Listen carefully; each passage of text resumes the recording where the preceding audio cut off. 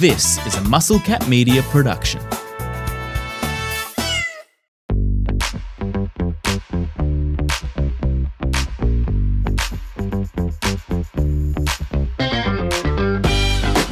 It's time for the 2025 Under-18 World Cup presented by Raxus, and we are here to break it all down for you over our next 2 episodes, and then maybe a little chat during the tournament as well. Eric Balnar here, Andrew Reynolds on the other side. Rollsy, it's World Cup time. You're going to be flying over to Okinawa, Japan. Is there anything better than international countries playing against each other for the name of pride and world domination? Well, Eric, firstly, hello to you and hello to any of our new listeners. I am so excited about this tournament for so many different reasons, which we'll get into. But this is a tournament that for whatever reason, the timing has just not worked out for me to be able to cover it previously from a broadcasting standpoint. But it's been one that I've always followed from afar as part of the WBSC Underage World Cup schedule. And there's so many different intriguing storylines in both groups for countries all across the world, those that will be under pressure, those that are emerging. And as we'll talk about with a few of our guests, both today and then in our Group B preview, this is a tournament that has an opportunity to really bring, different ends of the baseball spectrum together. The nations that we expect to be there, being there when the whips are cracking, but then also some of those emerging countries that can create a little bit of a stir. And it's, a World Cup that truly does put the best on the field, more so than maybe any other underage World Cup. So I am stoked. Not only for the World Cup itself, but the fact that it's in a place like Okinawa, it is going to be, I think, one of the tournaments of maybe the last decade in terms of underage World Cups for the WBSC. So here's what we're going to do over the next 2 episodes. So we'll do one today, and you'll have another one drop in a few days. There's 12 teams playing in this Under-18 World Cup. It's going to be a pretty simple process, Rollsy. We've got some good guests lined up. Today in Pool A, we've got Tyler Maun, who is the voice of international baseball, right? Like, he does World Baseball Classics. He does anything from under 12s to under 18s to 23s, and has his pulse on international baseball and has for a while. And he's the voice you'll hear, along with yourself, mind you. I'm not trying to downplay you here. I'm just trying to hype up Tyler, and he doesn't need hype because he's that good. You'll hear from him. He's a good authority on international baseball. Also in Pool A today, we have Jeff Duda from the World Baseball Network. Now, he is an expert in quite a few international baseballs, a great follow on X and Twitter. He's got his pulse on junior players coming up, and he's an expert in Italy, expert in Japan. We're going to talk to him about that. Future episodes, we have a coach coming up for Pool B to walk you through what the groups look like. Tyler will return again. But the whole point of this is to let the rest of the baseball world in on, well, it's not a secret. It's all readily available. I just feel like more baseball fans should follow this tournament, and for many great reasons. One, you just alluded to that. It's the best on best. The best 17-year-olds in the world from every country are going there. But it's also these players, as we'll hear from some of our guests, are about to make an immediate impact on the baseball world. I mean, think about all the MLB players that are 21 years old right now. Junior Caminero is about to hit 40 home runs. He's 21 years old. Ronald Acuna was a MVP caliber player at 20 and signed that big ticket at that time. Shohei Ohtani starred in this World Cup. The best come to play, and we'll hear about some of them playing here. But for me, like you said, you've been following this tournament for a long time. I was only really introduced to this in 2023 when I got a job working for Baseball Australia and had to follow the World Cup and Team Australia playing it in 2023 at the Under-18 edition, and I loved it. It was one of my favorite parts of the job. Not only is the talent great, and these players will be making an impact, but it's that last moment before they become a professional. And there's nothing wrong with pro baseball. We run a whole podcast on pro baseball. But it's that last moment where they are elite at what they do. Some of these players are already throwing 98 miles per hour and going to be developing in a crazy trajectory, but they're playing because they love it. They're still in school. They're balancing baseball with life and growing up and figuring out who they are as a person and a baseball player. And then you strap on that country's letter on your chest and you get to play because you love baseball, you love your country, and it just feels so pure, which is what this game should be all about. So that is why I fell in love with it, and I'm excited to bring people in on the journey too. Yeah, and I think particularly for under 18s, there is this mix of kids that know that either they're potentially going to go to major college organizations or potential to enter the Major League Baseball draft, or in the case of Asian nations, basically be playing in their respective leagues in a year or two. So whereas you get some of the underage World Cups, like, under 12s and under 15s, those tournaments are a lot of fun, but those kids are still so far away from being household names, whereas these kids aren't, right? I mean, you mentioned it. There's a few pitchers in this tournament that may tickle triple figures in terms of miles per hour atop the mound. There's guys that can already hit the ball 450 feet that potentially will become names that we know. I mean, you talked about us having a Major League Baseball show. Some of these guys will be players that maybe we're talking about from a Major League Baseball standpoint in 3, 4, 5 years' time, right? So it's not that it's so far away for this under 18 crew, but it's something that we'll talk to Tyler Maun about as well, which is really interesting about this tournament, is so rarely in baseball, and really not since the implementation of the World Baseball Classic do we see national teams at full strength in baseball. And there's a lot of different reasons for that. But this U-18 World Cup is one of those instances in which we do, because all eyeballs are on these kids. It's an instance in which, scouts from all 30 major league clubs are going to be in attendance. You're talking about college recruiters, talking about Asian teams. The eyeballs of the baseball world from a player development and a scouting standpoint will be on Okinawa for that 10-day period. And it's all of that and the culmination of all of it that is what makes this tournament so incredible. Yeah, and like you said, like guys like Jacob Lombard, who could go number 1 overall in the pick, is going to be playing in this tournament, and he's a high school student, going to be starring for the United States on their under 18 roster this year. Guys like Savion Sims could be in this, another player who throws triple digits, and he's 6'8", and he could go in the top 10 of the MLB draft. They're there, but there's also guys that they know this will be the biggest tournament they ever play in, right? They're probably know that they're not going to project to be a major leaguer. It's such a hard club to make to.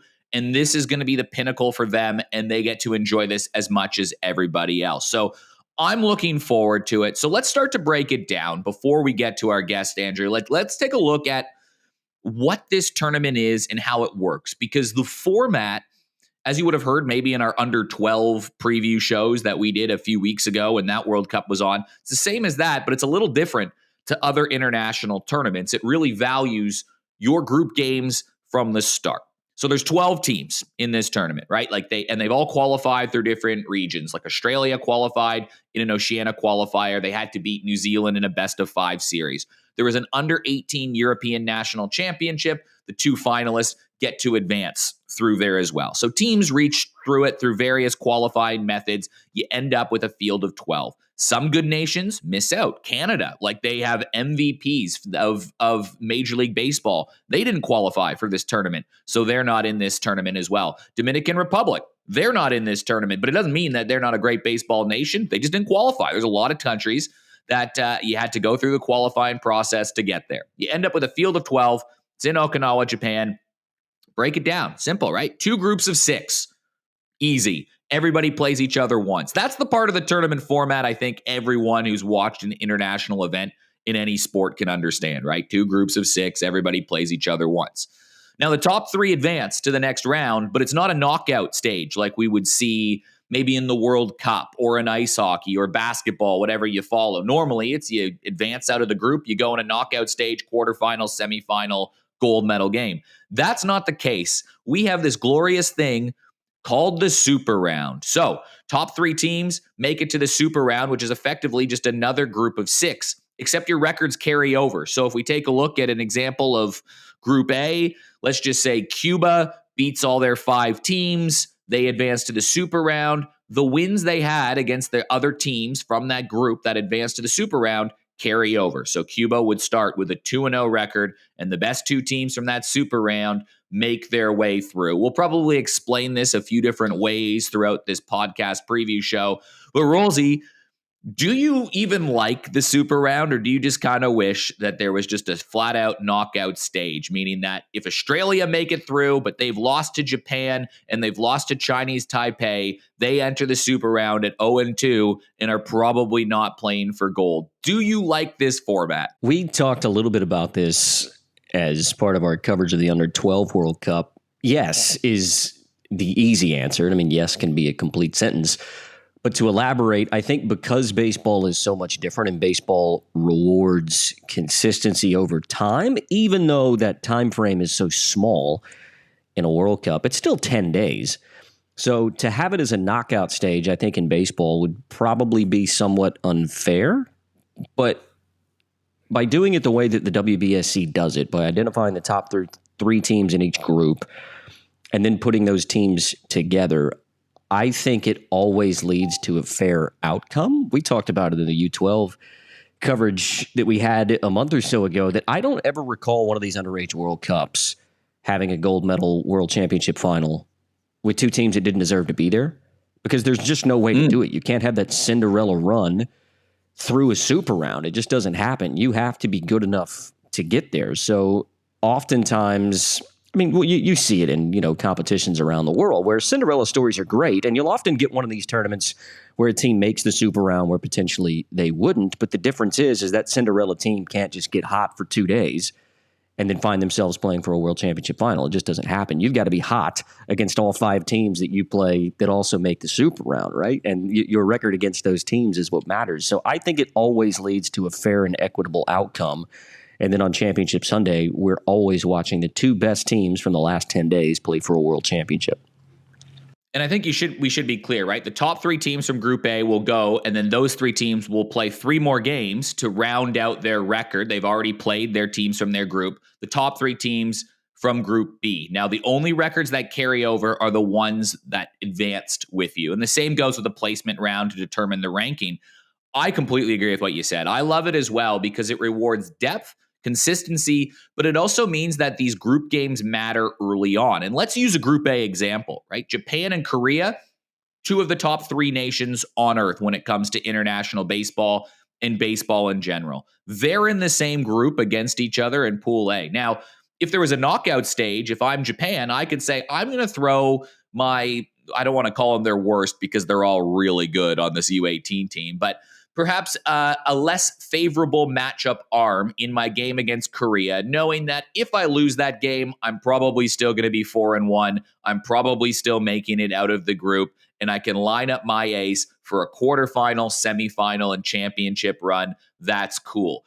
In this scenario, Japan almost has to go at Korea in the group stage game and vice versa, because if you lose that game, assuming both teams make it through like they should, to the super round, well, then all of a sudden you have a negative mark against your name, and Japan's 0-1 in the super round game. Korea's 1-0, and they've lost the head-to-head in the event of a tiebreaker. So winning these games in the group stage matters. You can't really take your foot off the gas unless you have a mathematical certainty that Japan's playing a team that they know is not making it through the super round. They can afford to lose a game. That's a different story. But the point is that it rewards that depth, consistency, and it means you have to attack from the start of this tournament. There's no hiding anybody like you can in some national championships. You got to show and you got to go. Yeah, and I mean, we'll talk about it a little bit with Tyler and Jeff. I think particularly the schedule for a few teams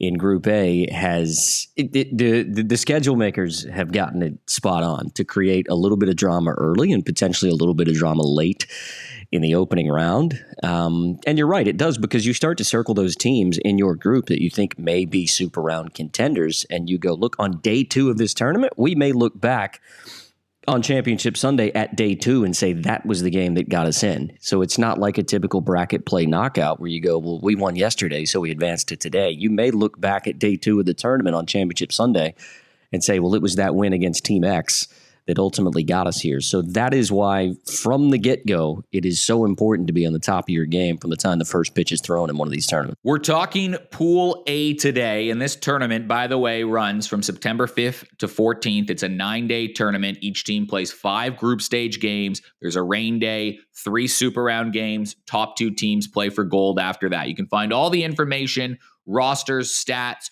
news, information at WBSC's website. That's WBSC.org. Just click the Under 18 tab. They have it right there available for you. You can watch the games on gametime.sport. Pretty cheap, actually, or good value, I should say, to get this subscription to watch all of the games in English. Depending what country you're from, it might be on various degrees of national TV. So it should be a fun one to follow along. WBSC makes it easy to find all that information for you on their website. But let's get into Group A, Rolsey, and it's an intriguing one. And it sort of feels wide open, and we're going to get into this more with our guests, Tyler Maun and Jeff Duda, so we won't spend too much time on it. But we'll just go in alphabetical order, I suppose. We've got Cuba, Italy, Japan, Korea, Puerto Rico, and South Africa. Now, there's a few interesting battles in there, right? Japan and Korea on face value are traditional rivals. Italy, they're back in an under-18 World Cup, and they've got such a young team, dude. I'm looking forward to watching them. They got 7 players who are eligible for the next under-18 World Cup in 2027. So a team of basically 15 and 16-year-olds pushed their way through. It's a rejuvenated program in Europe. They could be interesting. Puerto Rico feels like a dark horse. South Africa, I'm glad they're in it. It's always interesting to see how they go about things. They've had some pretty good international players. The depth might be the question for South Africa, but this group really does feel like Japan and Korea. And before I get to your thoughts, just so if people are wondering who's in the other group, we'll talk more about it next episode. Australia, China, Germany, Panama, Chinese Taipei, and the United States of America. If you're wondering, where's my country? They're probably in the other group. But yeah, Rolsey, Cuba, Italy, Japan, Korea, Puerto Rico, Republic of South Africa. Everybody's going to play each other once. It's an interesting group. It feels wide open. Yeah, it does to an extent. And I know Tyler and Jeff have both got some interesting thoughts on Puerto Rico and Italy, so maybe we'll leave that to chat through to them about. Japan and Korea being in the same group in tournaments like this is always intriguing to me because we know that we're going to see that matchup early. You're almost always going to see Japan versus Korea at one of these tournaments. You just don't know if it's going to happen in the late stages or if you're going to see it in the early stages. So that game being so early in this tournament for me is one of the sort of the early tick marks that I have because it, sort of like I said a few minutes ago, it's one of those games that you can circle on the calendar really early and look back at the end of the tournament and say that was the one that was a difference maker. So instead of kind of easing into the tournament, we know that we're going to get to see the 2 Asian powerhouses basically right up front. And the intriguing thing about each of those 2 nations, Japan, obviously at the height of their powers at the moment, but Korea have kind of had this resurgence where they have sort of built their national team program back up. I mean, we saw it at the Premier 12 last year where they essentially said, look, we're going to give a bunch of young guys an opportunity. I mean, that's at a senior level. We're going to give a bunch of young guys an opportunity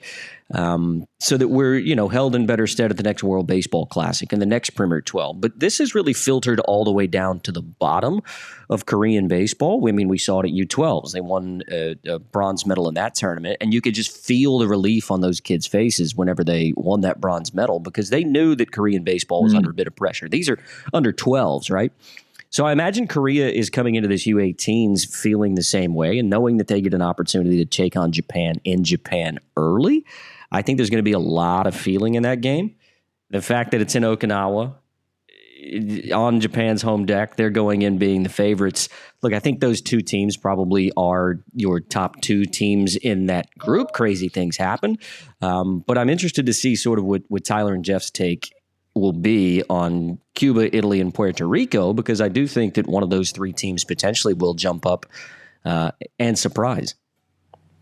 We'll talk in depth in just a moment, but here's one thing you probably need to know about each of the teams that are qualified in Group A. Cuba, no one's won this tournament more than Cuba. Now, it's been a number of years since that happened, but traditionally, they've got a lot of players that are traditionally a bit more unscouted. That's changed a little bit, but there's a lot of raw talent in a Cuban team, and it looks like a pretty good age group based on performance in past tournaments. Italy, they're one of the youngest teams in the tournaments. They're the European champions. They've got a bunch of players that will be eligible for the next World Cup. It's a team of high talent 16-year-olds. Japan and Korea, you can put in the same bucket. Now, Puerto Rico, I should preface first saying, while they are a dark horse, just like Australia, you're allowed as an MLB team to sign players from Puerto Rico and from Australia when you're 16 years old. So there's a few players on each of these teams that didn't get permission from their professional clubs to go and play in this under 18 tournament, which is a bit of a shame, but it means that you have to pivot. So Puerto Rico basically said, their manager was like, we're valuing positional versatility and guys who can both start and come out of the bullpen. It's an everybody be ready mentality. Different for Japan and Korea. These guys don't sign as 16 and 17-year-olds. In fact, many of them are going to be eligible for their KBO and NPB drafts. So it's very important that these players play in this tournament and show what they do in high-stakes situation, because they're probably going pro in their respective countries the next year, and they're legit. South Africa, the African qualifier in this, they've produced some sneaky good players in the past. Dylan Unsworth is probably the most notable international guy who always seems to give South Africa a pretty good start in World Baseball Classic qualifiers. If you listen to one of our earlier podcasts with Mike Clare, he identified quite a few players from Africa, not just South Africa, that are coming through. So it's definitely a developing region. Always keen to see the top tier talent. But there is one thing that you should probably know about each of the teams in Pool A before we get to our groups. Anything to add to that, Rolsey? No, I think you covered it well. There's a lot of diversity in terms of style in Group A, which is something that I'm really keen to keep an eye on. Obviously, Korea and Japan is, those are the two teams up in lights, but Italy being stuck in there, I'm really keen to get Jeff's thoughts on what Italy will look like. Understand that even though it is a young team, they've got a few arms and a few bats on that team potentially that might cause some of these other teams a scare. And then, of course, when you think about Cuba and Puerto Rico playing each other in international baseball, I mean, that's going to be fun as well. I always like the prospect of a Latin American team jumping up and having a really great tournament. I've got a soft spot in my heart for Latin American baseball. So this is a group that really intrigues me because of the different styles that we'll see across the board. Well, let's throw it over to our guest. We've got Tyler Maun up first. He'll be the first voice you hear. He is a voice of the World Baseball Classic. He does the World Baseball Classic qualifiers, under 18 tournaments with WBSC, as well as under 23. He's done some under 12s in the past. He's called games all around the world. That's the first voice you'll hear. And then you'll hear from Jeff Duda from the World Baseball Network, and a great follow for international baseball on X. So we'll throw it over to our guests, and we'll be back to break it down on the other side.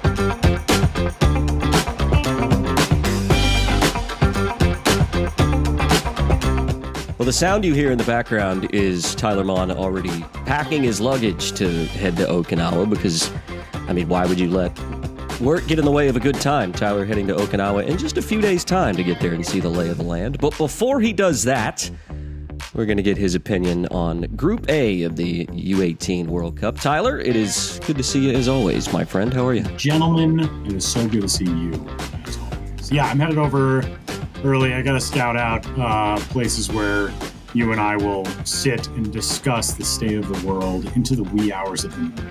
That's what I get. Aside from baseball, that is usually what ends up happening at World Cups. Nothing gets solved. We do identify a lot of issues, but we never really seem to come to any solutions. So we're very good at identifying the issues. Yes.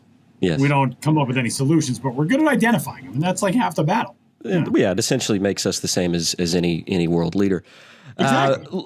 When we look at Group A in Okinawa, it's kind of an interesting one. I mean, obviously, Japan and Korea, those are the two teams that always seem to be there. I mean, this tournament, we've talked a little bit about being that first instance in which some of the more emerging nations really start to come in to their own. Eric and I were talking about it earlier. Australia, for instance, has medaled 5 times in this tournament. You don't really see that at a U8, a U12, a U15 level. A lot of times those powerhouse Asian nations, some of the Latin American countries, the United States, they're always going to medal. But the interesting thing about this tournament is that some of those lesser nations kind of start to come into their own. And when you look at Group A, obviously Japan and Korea, they're the big ones. They're always there when the whips are cracking. They've been in medal contention the last 5 World Cups.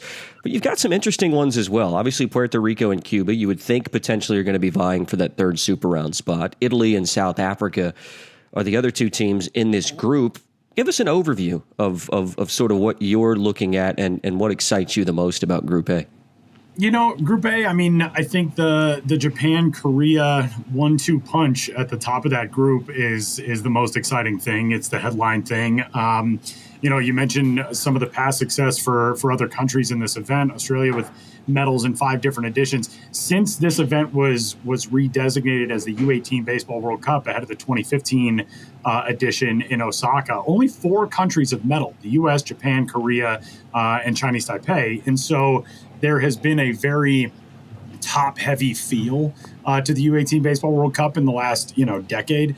What's going to be interesting here is to see out of Group A if there is a storyline that comes along behind Japan and Korea, where it looks like somebody can make a run for a medal who you don't expect. In the U23s last year, that was Puerto Rico. We didn't anticipate what Puerto Rico was able to do. They end up there on the last day. They're playing for a championship.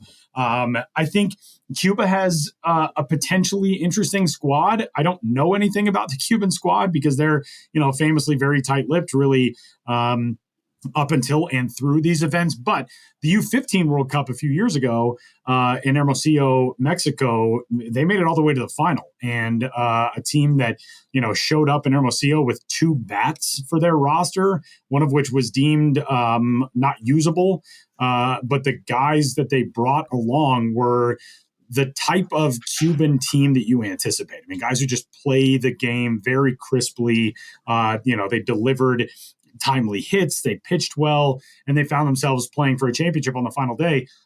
As those guys continue to age, they're in a weird spot right now in Cuba with the uncertainty of so much, regarding the pathways forward for those players. So you don't know how many of those guys or players of that caliber are going to be around in the U18 squad, but you anticipate they're probably going to be pretty good. Puerto Rico, as I noted, a chance to make another run toward a medal. I think the structure of that national team program is just so good. And for the teams that probably look like the outliers, South Africa and Italy, we continue to see South Africa doing a lot more pre-tournament prep stuff. I think their U18 squad has been working together already for a couple of months. And Italy, I remember a few years ago, in the U18 World Cup in Thunder Bay, Ontario in 2017, just how many really talented pieces were there. There was a kid named Leonardo Seminati who ended up signing with the Cincinnati Reds. He didn't last too long in pro ball, but really, really impressive power tool, the type of first baseman you could really dream on.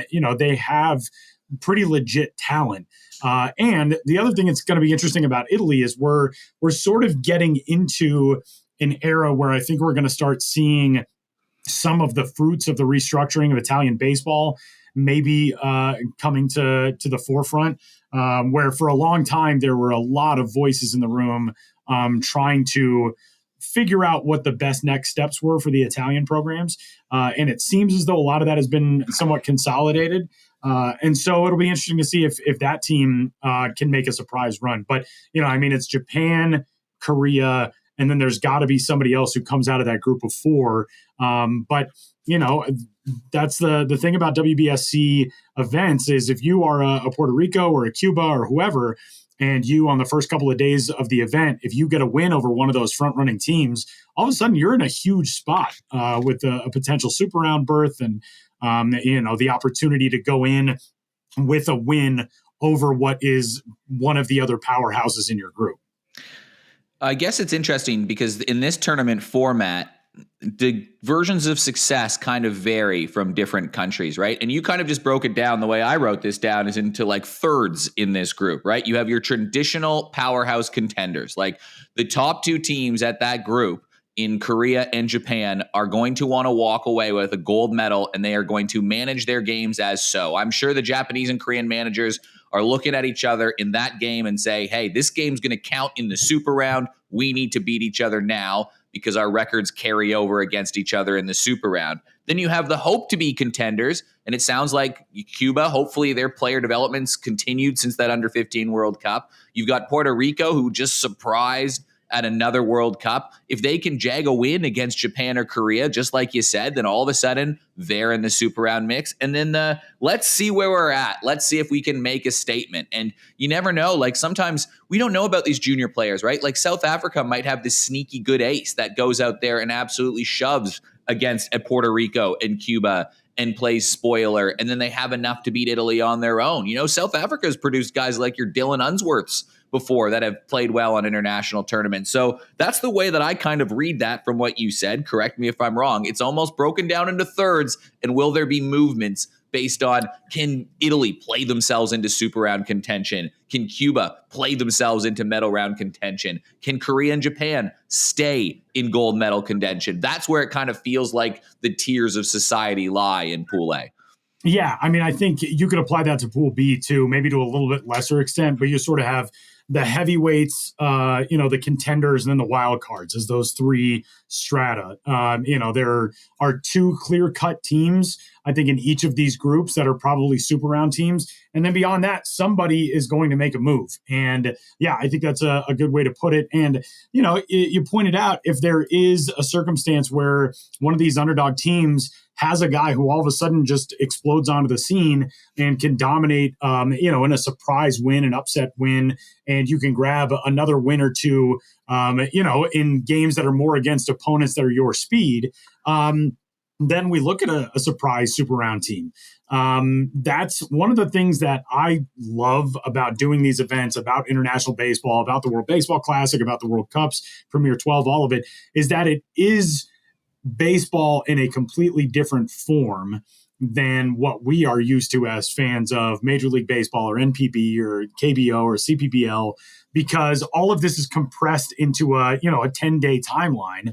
And so if you are able to spring an upset or two, if you can do that in a week in Major League Baseball, you feel good for that week. But if you do that in the opening round of a World Cup, all of a sudden you find yourselves in the super round, and that's massive, because it's big for world ranking points. It's big for the investment in the structure of your national team programs. So there are big implications. And if you're a team that can surprise and find your way into the super round, then it tends to have a knock-on effect down the road. You might not come away with a medal. You might not fare that well in the super round, but you sure as heck would like to be in the super round rather than being in the placement round. I think as far as those teams in the middle, Puerto Rico and Cuba, it would be romantic for all of us, for Cuba at some point to get back to being Cuba in international baseball. When you look at the history of this tournament, they've medaled 18 times, but it hasn't happened in a while, right? You touched on it, Tyler, being the restructure of Cuban baseball, the international program's not what it used to be. Make no mistake, we don't cheer for, I suppose we cheer for all teams as broadcasters in this tournament, but that would be a fun storyline if Cuba could become Cuba again and find a way to get themselves back into medal contention. They haven't medaled since 2013 at this tournament. They haven't been here since Thunder Bay in 2017, so for mine, that would be a fun storyline. But in terms of Japan, off the back of Koshin, hosting this tournament in Okinawa, such a baseball-rich place, would anything but a gold medal for Japan, in your mind, not be a success in this tournament? I would imagine that coaching staff and that playing group is going to be under so much. It's going to be an incredible atmosphere. It's going to be an incredible tournament. I mean, the tournament was in Okinawa previously. Is that team under an enormous pressure, you think, coming into this World Cup? Yeah, I definitely think so. Especially with the fact that they were able to win in 2023 and they did it in such dramatic fashion. They were so dominant. And then the night before the World Championship final, they lost to Chinese Taipei, the hosts in Taiwan. And that really felt like the coming out party for that Taiwanese team. And Chinese Taipei, by virtue of that win, ended up hosting, they were the home team, on the line score for the World Championship final the next day. And they didn't get it done. And so Japan able to capture U-18s. And, you look back at the rich history of Japanese baseball at every level, they had never won that event, which is pretty incredible. They've rolled in U-23s, they've won Premier 12, they've won the World Baseball Classic. They're, extraordinarily good at U-15s and U-12s. They had never won U-18s before. On the women's side, they're almost unbeatable. And so that, I think, was such a feather in the cap of Samurai Japan and what they have been trying to do. I think anything other than a championship is a disappointment for Japan in any event.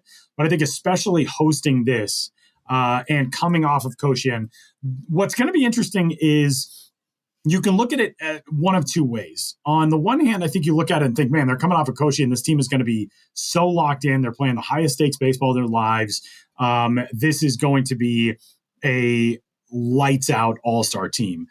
On the other hand, you kind of wonder from the standpoint of outsiders how much of an emotional letdown there is of playing in front of 50,000 people in a big league stadium in Osaka and then turning around and having to get yourself up again for a different style event.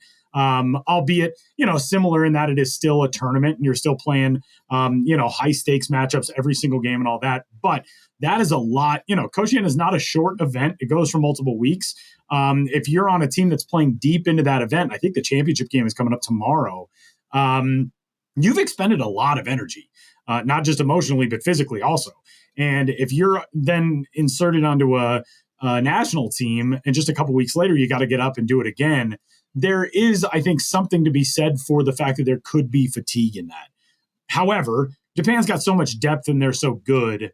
I don't know if that would end up mattering at all anyway, but it is kind of an interesting wrinkle to throw into this. But ultimately, yeah, I mean, that Okinawa is a baseball crazy place. They host spring training for NPB teams. I think for KBO teams as well, and maybe a CBBL team here and there. So, when Japan is playing, the ballparks are going to be electric, as they always are. And it's going to be, U-18 just brings a different energy to games. And I'm really, really excited to see this one. Tyler, we'll let you go in a second, but fear not, we'll bring you back for a Pool B preview as well. But we've talked about these Pool A teams, and once again, it's Japan, Korea, Italy, Cuba, Puerto Rico, and South Africa. Now, we don't know necessarily who the stars are going to be, but that's the fun of it. But what we do know is that there are going to be stars, and we don't mean this in the you throw it out there, your son on your under 14 baseball team is a star. We mean like these dudes are going to be making a lot of money in the future. Some of these players from some of the tournaments that you've called, and maybe we can limit it to a couple of those countries, Japan, Korea, Puerto Rico, Cuba would be the ones that jump off there. Maybe from those nations, can you give me a couple players that maybe you've called at this under 18 event that can maybe prove to a little argument I'm having that, yeah, there's going to be some future stars in this tournament? Oh man, you don't really have to look that far. The team that I always come back to when it projects just how quickly U-18 guys make an impact is the 2017 USA Baseball roster. And if you look up and down that roster, Tristan Cassis, Nolan Gorman, Jared Kelnick, Matthew Liberatore, Kumar Rocker, Alec Thomas, Bryce Terang. Those guys were legit dudes at the time, but have only gotten to be more so that way. In 2019, it was Roki Sasaki who was on that Japan squad. Kotaro Kiyomiya was on the 2017 squad for Japan. The 2023 U-18 World Cup, I think we're still sort of seeing who among those players is going to make the biggest impact. But up and down those rosters, there are guys who, from where they've been selected in drafts or the projections of what they can be, as professional players or collegiate players in the United States, guys who have played on Samurai Japan teams elsewhere. Ren Ogata, who was outstanding in that event for his team. There are guys that are in the late teens, early 20s portions of their careers now. and are already staring down, all right, you could be a big league player for 15 years. That's how close some of these guys are. So yeah, there's no event in WBSC's catalog that I think puts more pure talent on the field than U18s. Because even if you look at Premier 12, because of the time of the year when it happens, we see a lot of guys who are exhausted or they're battling injuries or whatever it is, who can't be part of Premier 12. U18s, it's such a crucial part of your development as a baseball player, and everybody wants to get that national team nod. I remember talking to Adam Jones a few months ago for this project I'm working on about the World Baseball Classic, and talking to him about being part of that 2017 USA baseball team that won the Classic. And he said it was one of the biggest things for me because I had never gotten to be on a USA baseball team before. I didn't make it for U18s, didn't make it for U15s. And so to be asked to be on that team was something that I couldn't turn down. And that's how all these guys feel. So yeah, U18s to me, there's nothing quite like U18s. I think you also just have to look at the current Dodgers roster and look at maybe the two greatest players of our generation. You can go Shohei Ohtani, in the U18 World and Cup. They finished sixth. He was on the team, and they finished outside the medals by a distance, which is crazy. And then Clayton Kershaw, who is probably the great, like whether you love him, you hate him, whatever it is, it's hard to say he's not the one of the most, if not the best pitcher of the last 20 years in Major League Baseball. He also played in this tournament, right? Like, and he would have those guys would have stepped out and gone right on to stardom professionally too. Yeah, it's just, it is such a pivotal stage in your development. And for athletes who have so much in the short term and the medium term in their future, whether it's the draft or going to college or whatever it is, there's just so much at hand with U18s. It's the perfect cauldron for good baseball. Yu Darvish pitched in it.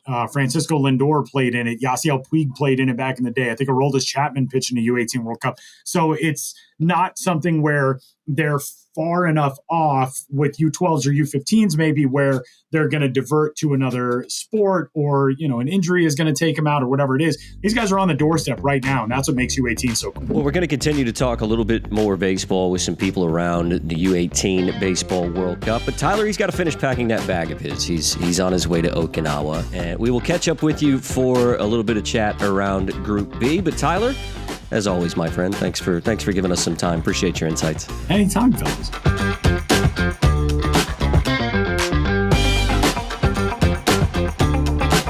The Pool A preview show rolls on, and now joining us is one of the best baseball follows in general. I was going to say international baseball follows, but it's probably just best baseball follows on X. Especially, you can find him at INTL Baseball 24, International Baseball 24, sharing stories from all over the world. One of the lead writers at the World Baseball Network, and has a specialty in international baseball. Every time I'm reading your feed, Jeff Duda, who joins us now, I always feel like I'm learning something new about the international world. So I appreciate you joining us today. Yeah, no problem. It's always good to talk international baseball or just baseball in general, really.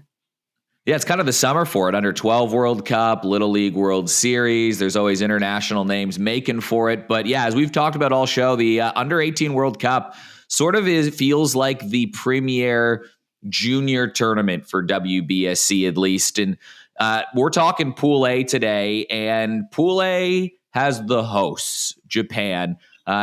Jeff, how do you kind of take a look at Japan? I mean, we've been talking all show about how they're sort of like they have to be the favorites for this tournament, right? Yeah. Hosts, defending champs, they're the best tournament team in general. At first glance, how do you kind of handicap, I guess, Japan? I think Japan for sure. They got to be the tournament favorite. I mean, this team is honestly pretty loaded.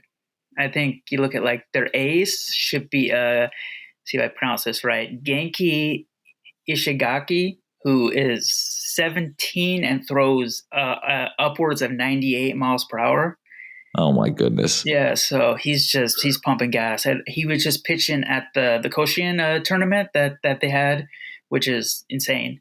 How popular it is. And he was hitting mid 90s just about consistently, 94, 95, like almost every pitch with the fastball. So, I mean, he's going to be their ace, but they have a team where probably their fourth or fifth guy would be an ace for most of the other teams. So they have an embarrassment of riches. So I think it's like, good luck to the other offenses that are going to try to produce, because they just got, just like I said, an embarrassment of riches. So many arms that they can roll with, and they're all, over 90 to mid 90s to upper 90s. So it's going to be tough sledding. I would be shocked if they don't win the group. But I guess anything's possible, because you never know in baseball. But yeah, there's a reason they're the heavy favorites. They're at home, and it's kind of cool that they're hosting it in Okinawa, and Okinawa, one of their high schools, just won the Koshien tournament, I think yesterday or the day before. So that was perfect timing for that. Yeah, and I think only the second time that a high school from Okinawa has won Koshien, and I think oddly enough, the last time it happened was 10 years ago or so. So 107 times now this high school tournament has occurred, and Okinawa's only won it twice in the last 15 years. Can you put in context for our listeners, maybe who have heard of Koshien but haven't looked into it too much, or maybe those that are hearing about it for the first time, can you try and put in context just how, I'll use the word absurd of a baseball tournament it is, because I don't know what other term to use for it. I think most people in the U.S., or if you follow like college basketball around the world at all in the U.S., they compare it to that, but I don't really think it's that, because it's a lot crazier. It's like, these are 16, 17-year-olds who they are like the next great hope, right? There's like people crying in the stands. They got there's a pitcher right now who pitches in Mexico after he had kind of a scandal and left. But when he was in high school, he was like heralded as the next great hope. And he's like 16 years old at the time, and it was just like, oh, he's for sure going to be one of the greatest pitchers in Japanese baseball history. And it's like they had like a story I read where he was coming into the game and there's like a hush over the crowd, and there's like just kind of like a spooky, like eerie feeling, and it's just like, oh, he's coming in to dominate. And it's just like, and then like where I think like people in like the US would be shocked at like how much like they asked these guys to pitch. Like people know of stories of like Daisuke where it's just like 250 pitches in a start. And like, this is not like, and you ask the pitchers, right? And they don't regret it. They're like, this is like a once in a lifetime chance. Like, it's not like, it's really hard to compare anything in like the US to it, because there's nothing like high school football, maybe the closest, but there's just not like an obsession, a truly like, where this is like players, they're 16, 17, 18. This is their dream. Like before they even think about playing pro, before they even think about playing for like Japanese national team, like they want to win this tournament more than anything. And this tournament is like life or death. So it's really hard to put into comparison, because it's like 45,000 people are watching like a 16-year-old with like in the crowd, not on TV. There's more on TV. Obsessively watching them. It's really, it's hard to put in context, because it's so unique to really anything that you would see for that age group, especially. I think you just kind of alluded to it there. Like, it's cutthroat, right? Which is probably why Japan is so good at tournament baseball at every level, men's, women's, juniors, because it is life or death. It is do or die. And it forces you, the good tournament teams, to play this sort of tournament style of selfless baseball where everybody's part of this one unit and moves people around. I'd be interested to hear your feedback, though, on an interesting comment. We had Tyler Maun on, who's calling the games as well, coming up at the WBSC Under-18 World Cup. I mean, we've heard Tyler's voice all over the world. He actually kind of warned that a threat to Japan could honestly be a letdown for some of these players, like a come down. You're playing in front of 45,000 people, 50,000 people. You're in this intense environment. And the Under-18 World Cup, while be at home, it won't have the same atmosphere when Japan is rolling out there against Italy, let's say. Now, they should win that game. But do you think there's any threat for these Japanese players to experience like an emotional adjustment when it comes to playing this style of baseball? Anytime you're talking about, 16, 17, 18-year-olds, like eventually there's going to be a come down. Like it's hard to play like in so many pressure environments for weeks at a time and then expect to always be great. And, it's not like they're playing teams that are, really weak. They're playing like teams who have guys who are going to be entering the minor leagues next year. They're facing talented teams. It's just they will be the most talented in the group, but it's not a sure thing that like there's like you just can't see them losing. And they're going to have a close game at some point, and you just never know. I know Italy for sure, I think, can challenge them. They'll probably do it more, I think, with offense than they will with pitching. So it'd be interesting. I would say for Japan, I would say the pitching for sure seems like always the case, right? Oh, the pitching is the strength for them. So if you can get to someone on their pitching staff, you have a chance, because that's more of their like clear strength. They have really good hitters, but not quite to the level of the elite pitching. It's kind of absurd that Japan has only won this tournament on one occasion, right? They're the defending champions. They won it a couple years ago in Taichung. We oftentimes hear Japanese managers, and you can feel it in their voice. I mean, you don't even need the translation from Japanese to English oftentimes. In a Premier 12, for instance, when they know the World Championship Final is going to be played at the Tokyo Dome, you can just feel the pressure that a manager feels, knowing that, A, we've got to get into a World Championship Final, but then we've got to play it with the expectation of the home crowd. This is the first time that this tournament's been held in Japan since 2015. It was in Osaka back then. Japan made the World Championship Final, but lost that game, ultimately went home with the silver medal. So is there that little bit more expectation, just that little bit more pressure? You're the defending champions. You won it for the first time 2 years ago the tournament dates back to the 80s. Is there that pressure, not only, I guess, on this managerial staff, but on this group of players who have just come off this huge, I guess to Eric's point, they've come off this huge pressure-ridden tournament that is Koshien, to now go into this giant pressure cooker where, to your point, it almost feels like it's a lay-down misere that Japan wins the group and they're going to be there when the whips are cracking for the World Championship Final. I'm just interested to understand what that pressure might be on this playing group. Yeah, I think in Japan, there's no matter how you slice it, there's always going to be, if you're playing in Japan, there's always going to be enormous pressure, because the expectation is not, compete for a medal. Expectations is, you're going to win it. And if you don't, well, then something went wrong.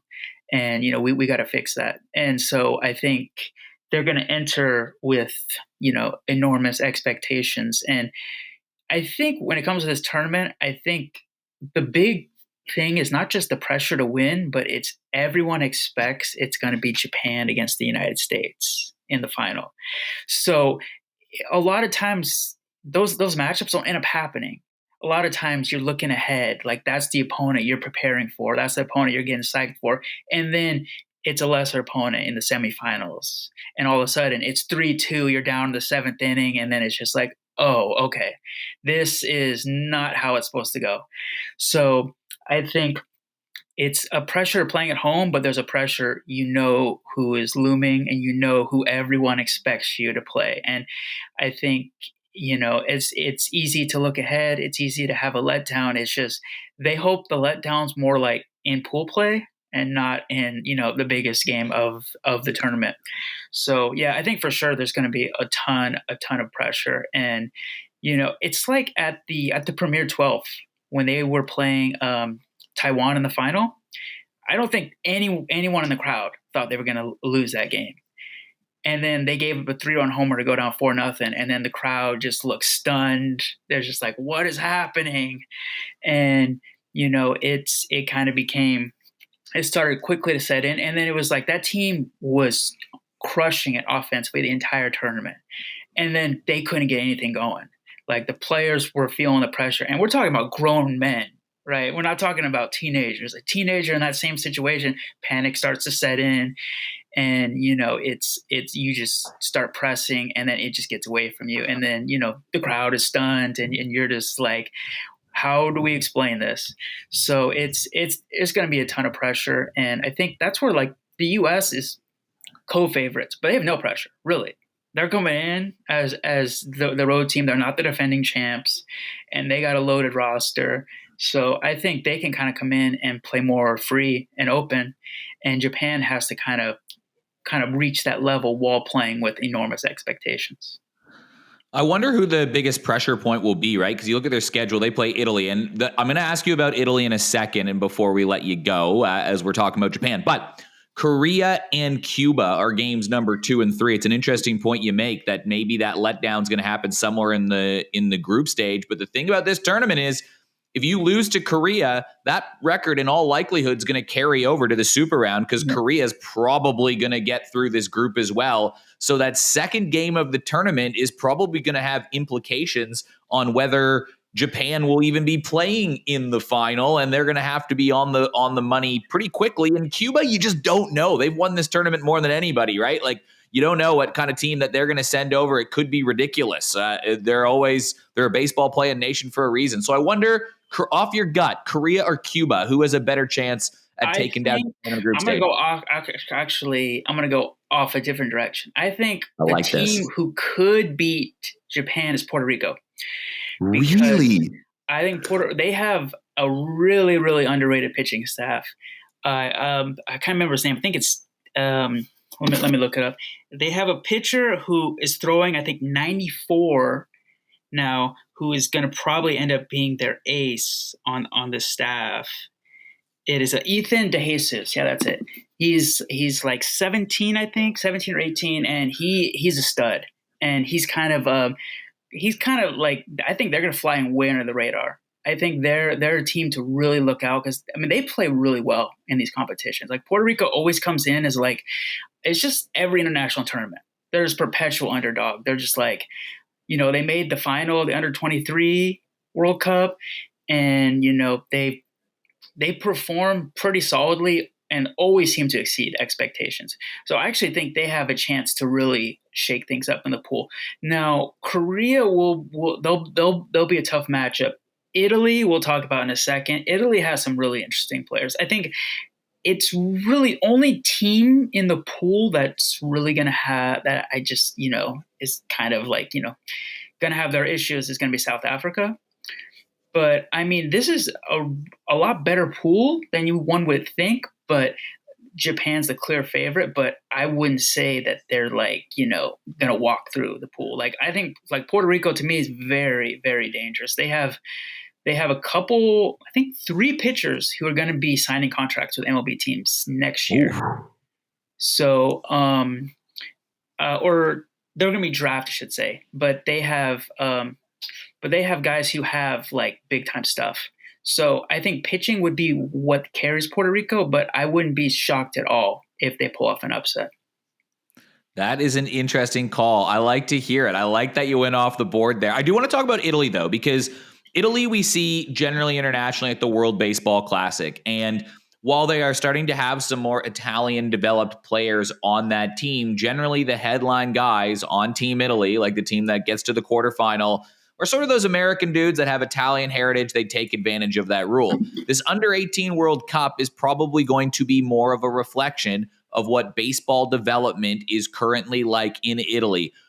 I'm very curious. I don't know much about Italian baseball, and I feel like I'm going to find out some. I mean, guys come over to the ABL in Australia. We've watched, like, what's his name, Alessandro Maestri pitch here, and we've had a couple dudes come out here that have been unbelievable. But yeah, I don't know too much about Italian baseball, but I feel like these juniors are going to be a good comparison point to see what the effect is going to be. Yeah, I think on this, probably one of Italy's best under 18 teams that they've really. Yeah, Patrick Silva is the bona fide star of this team. He's probably the future first baseman for the Italian national team at future like World Baseball Classics, Olympic qualifiers. He's signing a contract with the Phillies next year. He was like on the under 15 World Cup. He was voted the top first baseman. He's a tank. Huge dude. He's got huge power potential. He's playing in the top Italian league at 16. He made his debut, I think, last year. I think when he was 14, right before he turned 15. Oh my! So he's going to be like the main threat. And he's voted. They had They have a tournament in Germany that they play every year at the Regensburg Academy. He was voted the top prospect in Europe. So he's like, he's coming in and he's going to be like, he's the dude on Italy's team. So they're going to need him to deliver. And then they have an infielder who should start for them. Pablo Suarez he's another guy, just turned 16 like 2 months ago, and he's playing in the second level of the Italian league, and he had like about a 970-ish OPS, if I remember, at the Under-15 World Cup last year. So he's another guy to look for. And then on the mound, I expect Christian Tontini to be their ace. He had 10 strikeouts in about 6 innings at last year's Under-15. So those are the main guys who are going to have to carry the load. I wouldn't say they have a ton of pitching depth, but they have enough high-end guys who can really, really challenge some of the upper level teams in the group. But it's one of those things that they play. A lot of their players play against grown men, so they don't play like a lot of youth tournaments. They play a lot against in the Italian, the top Italian league, the Serie A, like where you're playing 30, 35-year-old dudes on a consistent basis. So like the numbers are like 500, 70. OPS, like, oh, well, that's not that good. Well, when you're facing guys who used to play in the minor leagues, it's a little different story. So, I mean, they have a lot of experience, so it'd be interesting how that carries over. But I think Italy is building something slowly. It's taking time. But I think for them, they get a lot of benefits of the fact that they have a lot of Venezuelan Italians. So a lot of them come over to the Serie A, and their kids then join the baseball system, and they kind of bring a lot of the knowledge and teachings up with their kids. They coach their youth teams, so it's really helping develop the youth programs. And I mean, they're getting a lot of guys signing with major league teams now, which is it can only serve to help enhance their domestic league. And so it's slowly happening, but you can see it gradually happening over time. And Patrick Silva is, like, for developed first baseman, he's probably the best they've had in a really long time. So I'm really curious how he's going to do in this tournament. But he's the man. He's going to be the power supply. He's going to get on base.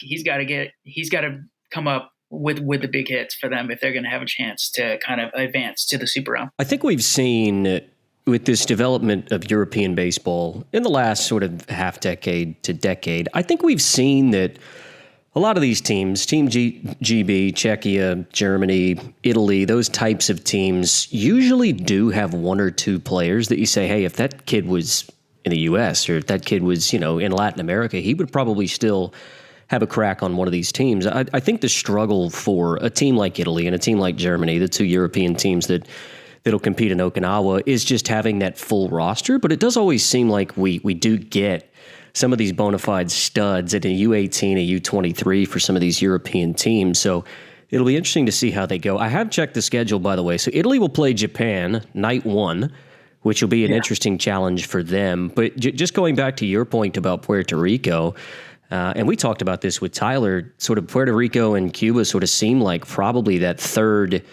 team, maybe. I mean, maybe each of those teams get through to a super round, but Puerto Rico and Japan don't play each other until the final night of the opening round. So that means that Eddie Gonzalez obviously has a choice to make as the manager of Puerto Rico. Do you hold your stud back until night 5 before anybody gets to see him? Because could the bird have flown by then and they're not in contention for a super round? I don't know that you can wait till the last day of the super round to break the wrapper on your best pitcher. Maybe we see him on opening day and then on night 5, but that definitely creates a little bit of an intrigue in terms of how Puerto Rico used their pitching staff.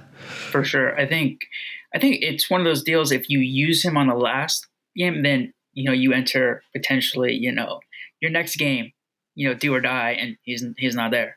So it's tough. I think that, but it probably bodes well for them that they're not facing probably couple 2 or 3 of the top like high end Japanese arms.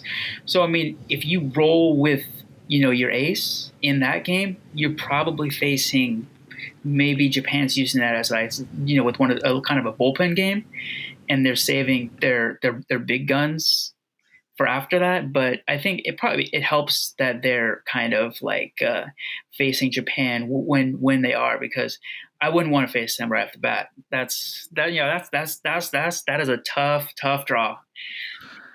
I wonder when Italy will line up their ace, because the way we kind of looked at it too, like if you're just looking at it on paper, and you said it actually best at the start of this interview, what you think's going to happen isn't going to happen. So we'll just lay it out as maybe it should happen, right? So you got Japan and Korea are probably in that top two, and then you've got Puerto Rico and Cuba in this group, and then you've got Italy and South Africa. Back to Italy here. If they're in that bottom third of the group, who do they need to go at? Who do they need to throw their ace at if they want to move into that middle third and even make a play? That's the which team are they targeting and saying, we've got to beat South Africa? Sorry, South Africa. I feel bad, being like, because South Africa's looking at Italy and saying we want to get them. I get that for sure. But if they've got to beat South Africa, what's the team they go at to try to jag that other win? Yeah, I think that's always the strategy. Is you got to really, when you're a team that doesn't have that same type of pitching depth, you really have to be smart in how you utilize your top guys. I would probably say it depends, because if you're gonna finish, like, you're kind of gunning more for the second spot in the group to kind of like maximize your opportunities heading to the super round. So I mean, I would probably go with my ace against Korea. I think that's the team, because I think they can beat Puerto Rico and Cuba. Like, I would have Puerto Rico slightly above Cuba right now. So I think they could beat Cuba. It's more of a 50-50 shot for me. I think Korea's the team they really need their ace against, because Korea, if they're going with their third or fourth option, that's a team they're gonna have a tough time beating. So I think going with your ace against Korea is probably the best move. But watch Korea lose like the first two games, and it's like, okay, maybe not. So it's it's definitely got to be very strategic. But I would personally just target Korea, because I think if you can beat them, I think that kind of just sends the whole pool into utter chaos, because just like behind Japan, it's just a muddy mess after that. So that's kind of what I would do.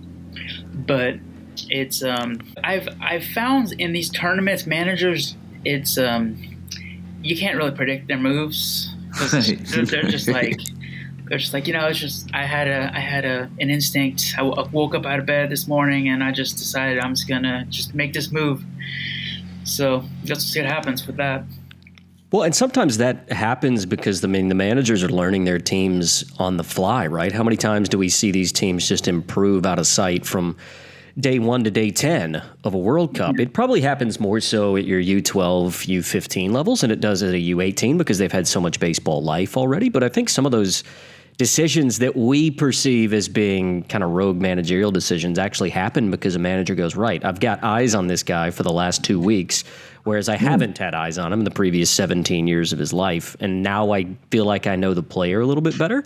And it's probably more so true for a team like Italy. And although they face Japan on opening night, then they get a chance to face those probably main rivals. They play Cuba, Puerto Rico, and then Korea, all back-to-back in the middle of the tournament, and then they get that South Africa game on the final day of the tournament. So if you do kind of weather that storm against Japan and don't lose any confidence after day one, to your point, if you feel like you're a genuine chance to gun for a second or third spot to get into the super round, those teams that you think you're going to be battling against are the ones that you're playing in those sort of middle 3 days of the tournament. So for me, that creates a bit of intrigue. I'm glad we had this conversation, Jeff. Yeah, I think one of the things, like you guys mentioned, like as far as like the manager getting to know the players, I think for European players, it's especially unique compared to other, countries' players, because they don't play that many actual games during the season. Like their schedules are not filled. Like in Latin America, it's every day. They're constantly playing, constantly training. In Europe, like, you see top pro guys in Italy and the Netherlands, they're playing 3 games a week, 4 games a week, maybe. So they don't play as much as a lot of these other countries. So you see a guy, his sample size is not a lot heading into these tournaments. So a lot of times the manager doesn't actually know what he really has in this player until he's in a high pressure environment. And then it's just like, oh, maybe this guy was, a lot better than I was expecting, because he hasn't really had many chances to play in like high pressurized environments. Because in European leagues, there's not a lot of people that come to the games. It's very, very lax environment. It's not a high pressure. It's not, fans are not living and dying on every pitch. Like, the environment is not like on top of you where there's just like enormous pressure. And then you go into this environment where one game, and that could be like what ends up deciding your fate. So it's a huge like 180 compared to what a lot of players from like European countries deal with. So, and that's, for me, that's a very interesting thing, just to see how they do, because guys that rise to the occasions, those tend to be the guys who, catch the eyes of scouts, and, it's just a hugely different environment than they're used to. So I'm definitely interested to see how someone like Italy does in this type of environment. Well, Jeff, I appreciate you joining us. I think that was good that we kind of followed two different teams, right? The favorite in Japan, and then take a look at a team that's maybe in that bottom third on paper, but hopefully can line things up and make things happen. No one is going to say that Italy is a better baseballing nation than Japan. However, in tournament baseball, anything can happen when it's 1 week and you just need to bring your best, which is why I'm looking forward to this tournament. Any more final thoughts on Pool A before we let you go? Yeah, I think Pool A is, honestly, I think this tournament is really, I think Pool A is going to be a good indicator of just how close a lot of these nations are getting to each other. Like Pool B, there's like Germany. That's one of my favorite nations coming up. I feel like they're gonna be one of the best teams in Europe for a long time.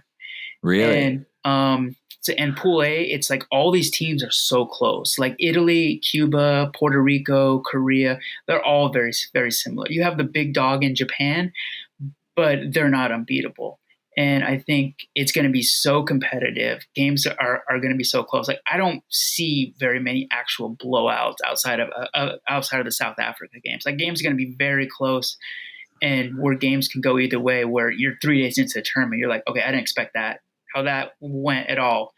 It's going to be a pretty interesting tournament, and it's a tournament that, like, I feel like a lot of people should follow. Like, these are, like, at the under 18s compared to maybe some other tournaments, like, these are the next stars for these national teams. Like, these are the guys in 5 or 6 years who you're like, okay, like, these guys are beasts. Like, Roki Sasaki pitched in this tournament.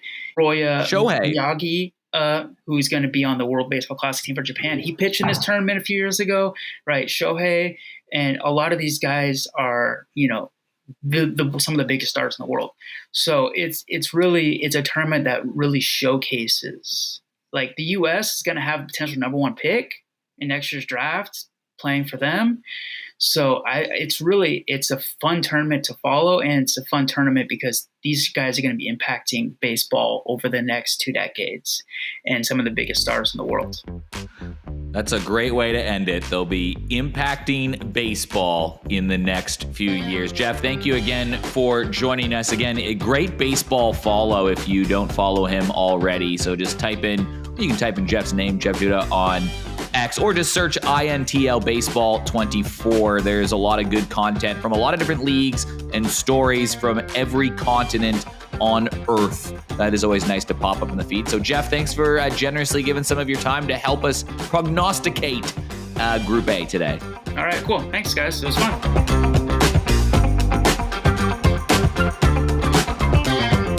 Well, a big thanks again to Tyler Maun and Jeff Duda for joining us on this Group A preview. Plenty to soak in and think about from their thoughts.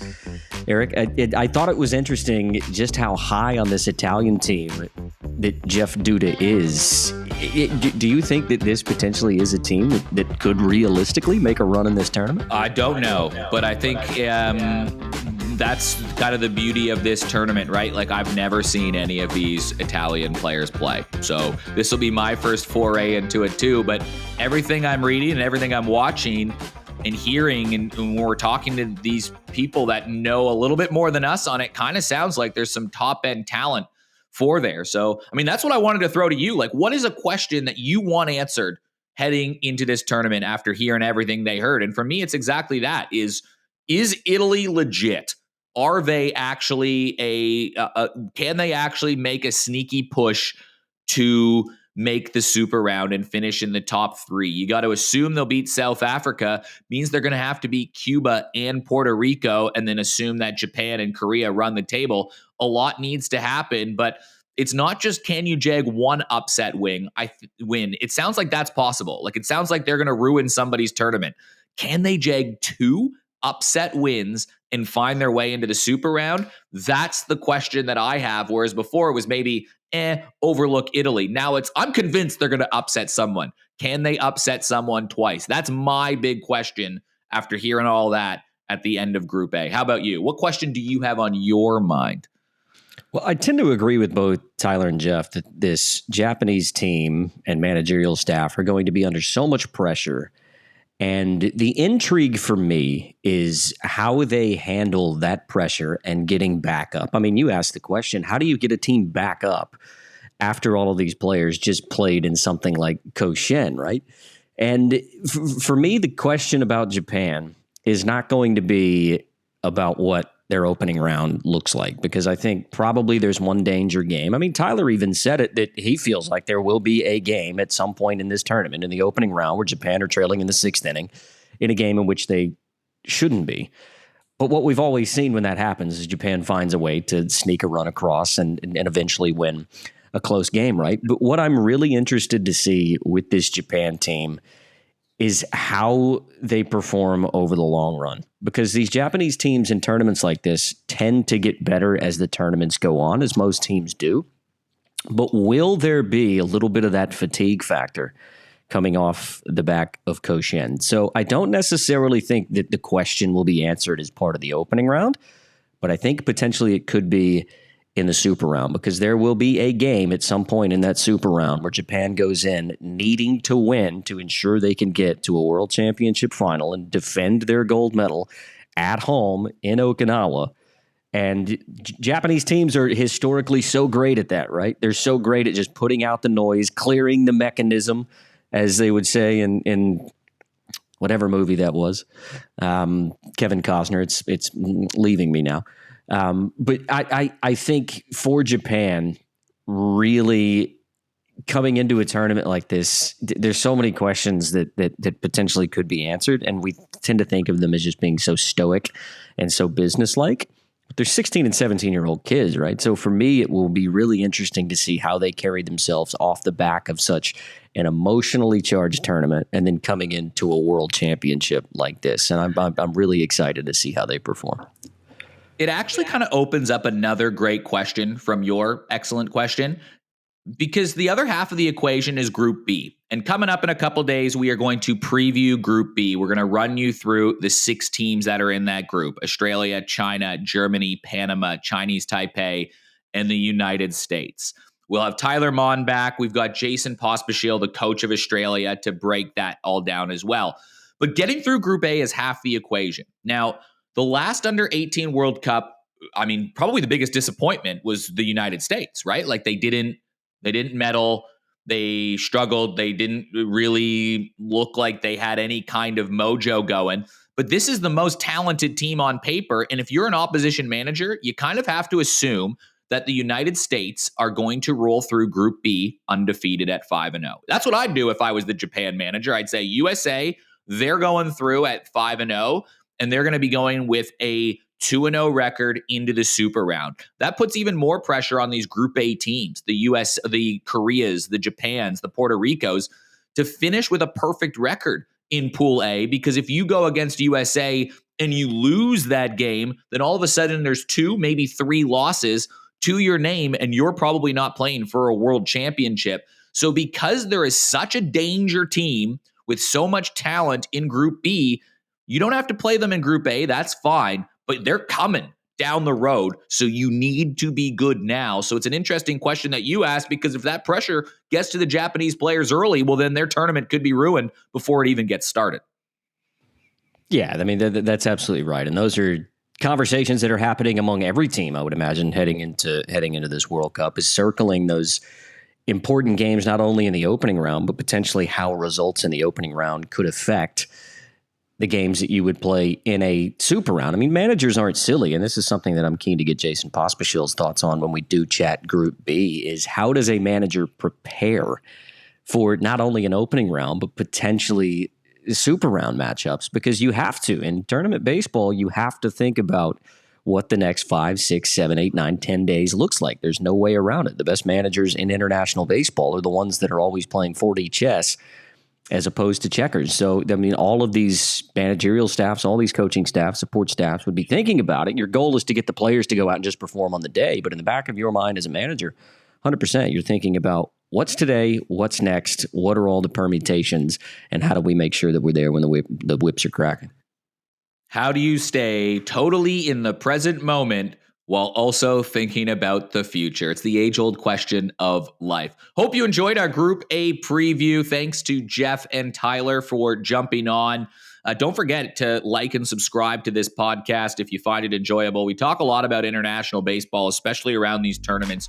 So hopefully you learned a little bit about, well, why we're excited about the Under-18 World Cup. At least it got me excited talking to those guys, and that's all that matters too at the end of the day, right? So, Rollsy, thank you very much for joining me. We've got a Group B preview coming up in a couple days, so we'll talk to you at the end of the weekend when we look at Group B.